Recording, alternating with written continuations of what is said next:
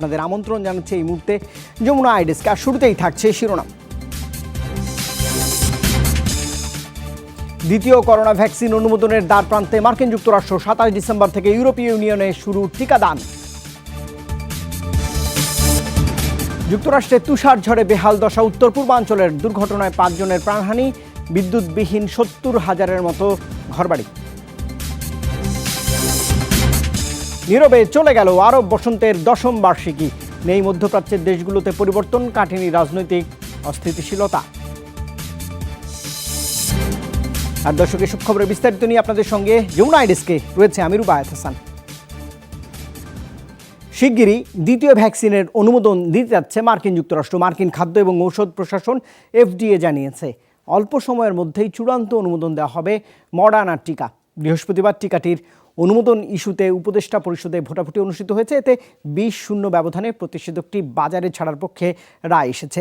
বলা হচ্ছে 18 এবং এর বেশি বয়স্কদের মাঝে কোনো পার্শ্ব প্রতিক্রিয়া বা ঝুঁকি তৈরি করবে না এই প্রতিষেধকটি। মানব শরীরে 94% কার্যকর এই ভ্যাকসিন চূড়ান্ত অনুমোদন পেলে 20 কোটি ডোজ প্রস্তুতের কথা জানিয়েছে মডার্না। প্রথম দফায় সরবরাহ করা হবে 60 লাখ ডোজ। আগাম বুকিং দিয়ে রেখেছে বিভিন্ন দেশ। কানাডা মার্চে প্রথম চালানে নেবে 20 লাখ ডোজ। 8 কোটি ডোজ নেবে ইউরোপীয় ইউনিয়ন। এই ভ্যাকসিনের সবচেয়ে বড় সুবিধা -20 ডিগ্রি সেলসিয়াস তাপমাত্রায় ফ্রিজেই এটা পরিবহন করা সম্ভব। প্রথম ডোজের 28 দিন পর নিতে হবে দ্বিতীয় দফার ডোজ। কমিটির সব সদস্যকে নিয়ে দীর্ঘ আলোচনার মাধ্যমে একটি সিদ্ধান্তে পৌঁছানো গেছে। জরুরি ব্যবহারের জন্য মডার্নার ভ্যাকসিন আমাদের দ্বিতীয় সফলতা। আরও কয়েকটি টিকার সফলতা আসলে দ্রুতই মহামারী বিদায় নেবে বলে বিশ্বাস। এদিকে 27 ডিসেম্বর থেকে ইউরোপীয় ইউনিয়ন জোটভুক্ত দেশগুলোতে করোনা ভ্যাকসিন কার্যক্রম শুরু হবে। বৃহস্পতিবার বিষয়টি নিশ্চিত করেছেন ইউ প্রধান উর্সুলা ভন ডার লিয়েন। বিবৃতিতে তিনি জানিয়েছেন জোটভুক্ত দেশগুলোতে একসাথে টিকা দেয়া শুরু হবে। ফাইজার বায়োএনটেকের ভ্যাকসিন প্রয়োগের প্রস্তুতিও নিচ্ছে ইউরোপ। জোটটির স্বাস্থ্য বিষয়ক সংস্থা এখনও ভ্যাকসিনটির ছাড়পত্র দেয়নি, তবে 21 ডিসেম্বরের মধ্যেই ছাড়পত্র দেওয়া হবে বলে মনে করা হচ্ছে। ভ্যাকসিন কিনতে ফাইজার ছাড়াও আরও 5টি প্রতিষ্ঠানের সাথে চুক্তি করেছে ইউরোপীয় ইউনিয়ন। দীর্ঘমেয়াদী রোগ আক্রান্তের মধ্যে করোনা সংক্রমণ এবং মৃত্যু ঝুঁকি বেশি। হাসপাতালে চিকিৎসা নিতে ভয় পান রোগী এবং তার স্বজনরা। এ অবস্থায় কিডনি রোগীদের বাড়িতে বসেই ডায়ালাইসিসের বিশেষ ব্যবস্থা চালু হয়েছে মার্কিন যুক্তরাষ্ট্রে। প্রচলিত মেশিনের মতো হলেও এটি যে কেউই সহজেই চালাতে পারবেন।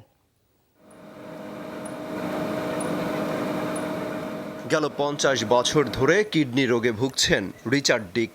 সপ্তাহে 3 থেকে 4 বার করাতে হয় ডায়ালাইসিস। তবে মহামারীর শুরুতে জীবন রক্ষাকারী এই সেবা থেকে বঞ্চিত হচ্ছিলেন তিনি। এখন বাড়িতে বসেই সেবা নিতে পারায় খুশি তিনি। যদি আমি 2 থেকে 3 দিন পর পর ডায়ালাইসিস না করাই তাহলে শরীর দুর্বল হয়ে পড়ে, কারণ শরীর থেকে কোনো দূষিত পদার্থ বের হতে পারে না। এই যন্ত্র রক্ত পরিষ্কারের কাজটাই করে। মূলত মানব শরীরে কিডনি যখন কাজ করে না, তখন কৃত্রিম উপায়ে ছাঁকনি হিসেবে ডায়ালাইসিস পদ্ধতি ব্যবহার করা হয়।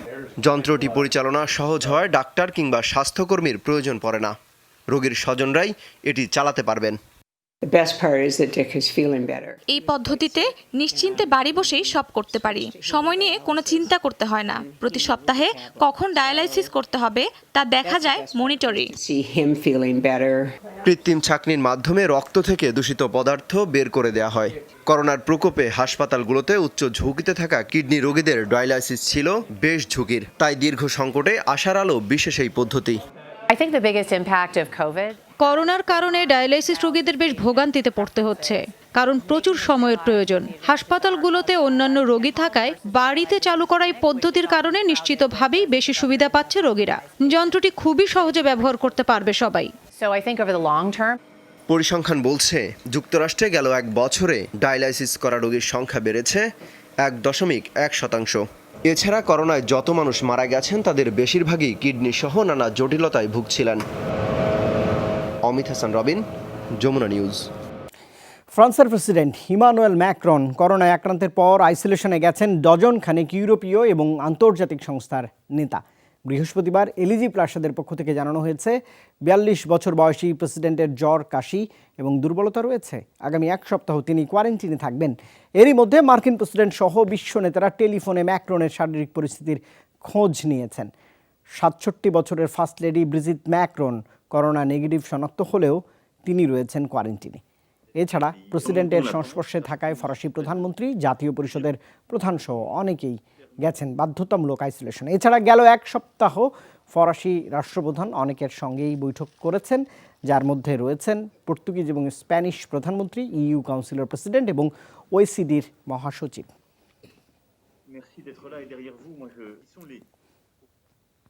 শক্তিশালী তুষারঝড়ে বেহাল দশা যুক্তরাষ্ট্রের উত্তর পূর্বাঞ্চলের ৩টি রাজ্যে বিদ্যুৎবিহীন অবস্থায় ৭০,০০০-এর বেশি ঘরবাড়ি রয়েছে।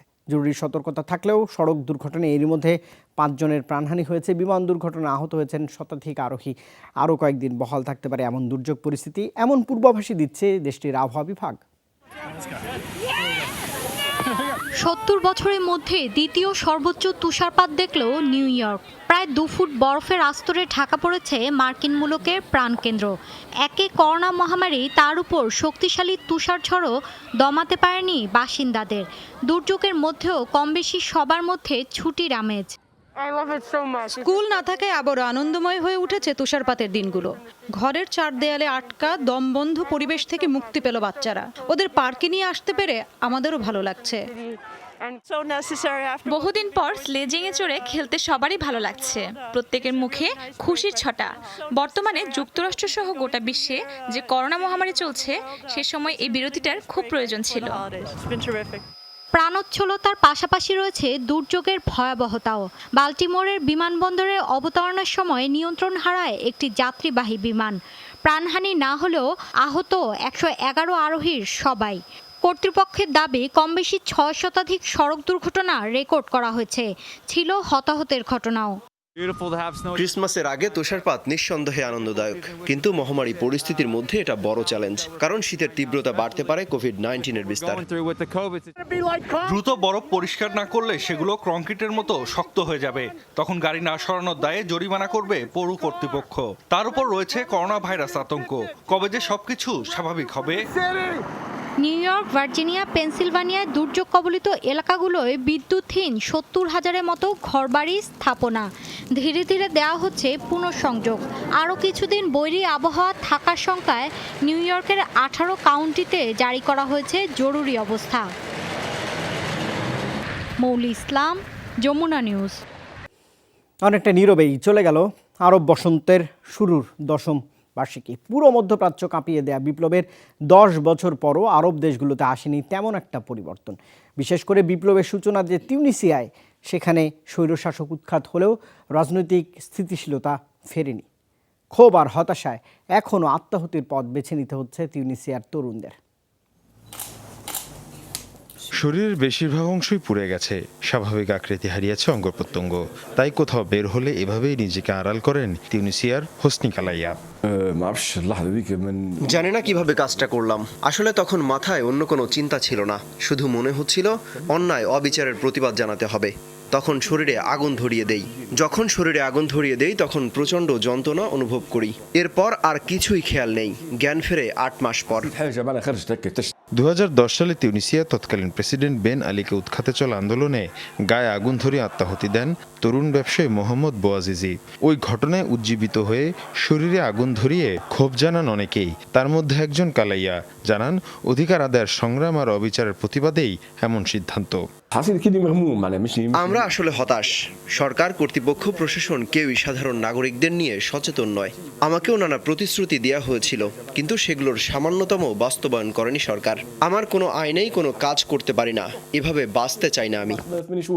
তিউনিসিয়ার ওই ঘটনা থেকে সূচনা আরব বসন্তের। পেরিয়ে গেছে ১০ বছর, পাল্টেছে সরকারও, কিন্তু অবস্থার তেমন পরিবর্তন হয়নি।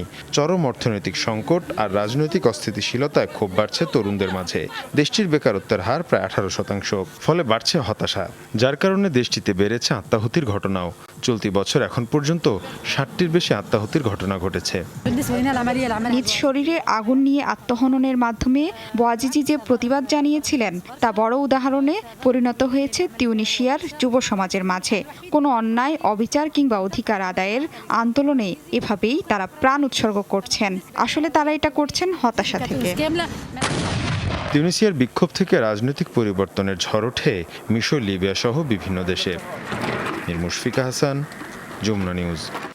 মার্কিন যুক্তরাষ্ট্রের পরবর্তী স্বরাষ্ট্রমন্ত্রী হিসেবে ডেভ হ্যালান্ডকে মনোনীত করেছেন নবনির্বাচিত প্রেসিডেন্ট জো বাইডেন। সিদ্ধান্ত চূড়ান্ত হলে এ পদে তিনিই হবেন প্রথম নেটিভ আমেরিকান।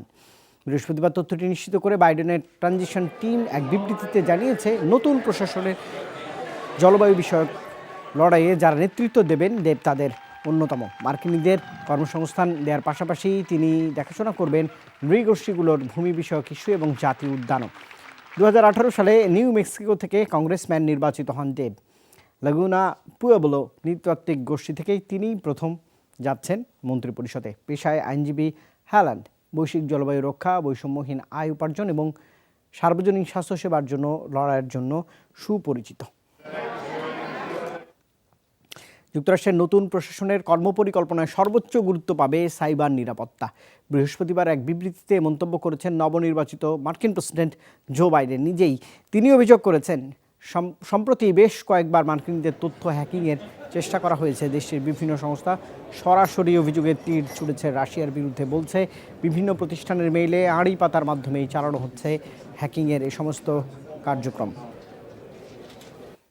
বিরোধী নেতা অ্যালেক্সেই নাভালিনকে হত্যাচেষ্টার কথা অস্বীকার করেছেন রুশ প্রেসিডেন্ট ভ্লাদিমির পুতিন।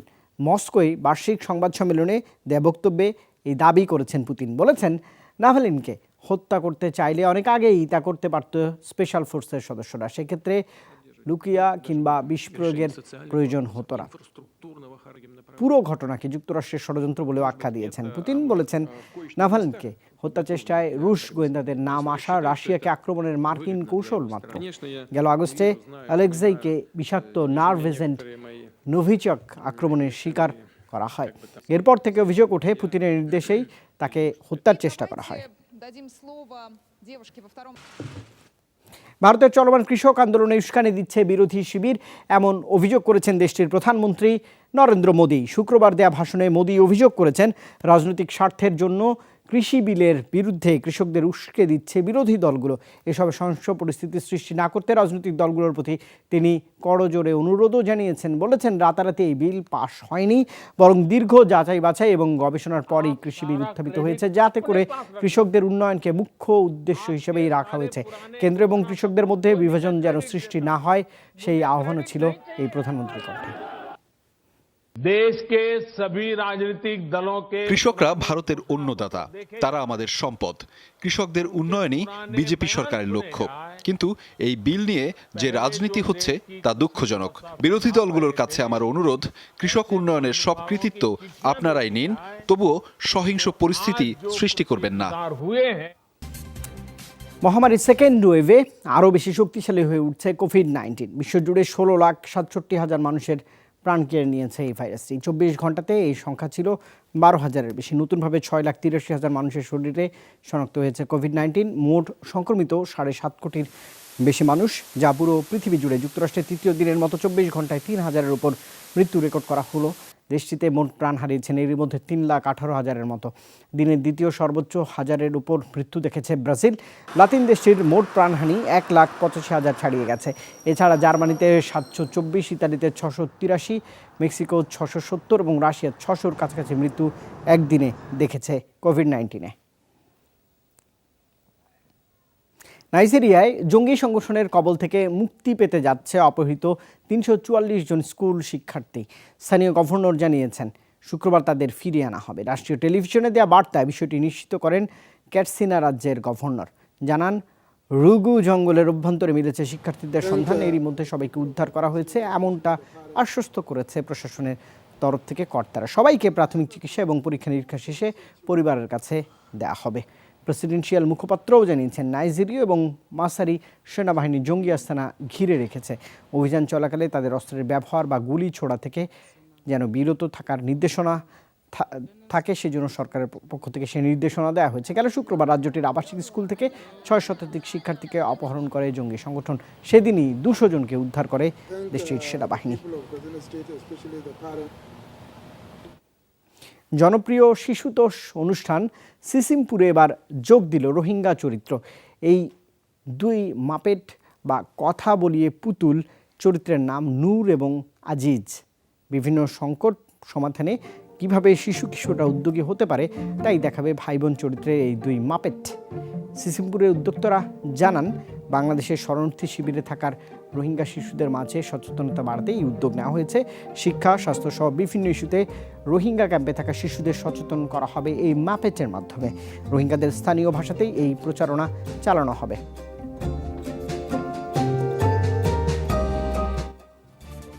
আর দর্শক, এই খবরের সঙ্গে শেষ করছি যমুনা আইডেস্কের আজকের আয়োজন। এতক্ষণ সঙ্গে থাকার জন্য ধন্যবাদ সবাইকে।